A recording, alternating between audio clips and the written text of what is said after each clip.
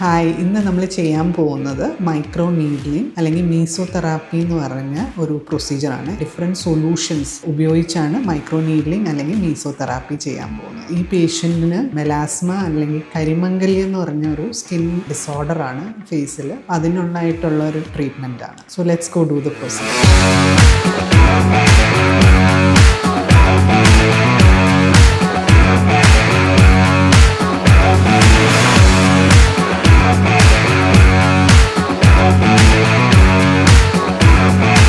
Procedure കഴിഞ്ഞിട്ട് പേഷ്യൻറ്റിന് mild റെഡ്നെസ്സും mild ഒരു സ്വെല്ലിങ്ങും കാണാം. അതിന് വേണ്ടിയിട്ട് നമുക്ക് മോയ്സ്ചറൈസറും സൺസ്ക്രീനും യൂസ് ചെയ്യാം. ഈ പ്രൊസീജിയർ 4 ആഴ്ച കഴിഞ്ഞ് ഒന്നുകൂടെ റിപ്പീറ്റ് ചെയ്യാവുന്നതാണ്.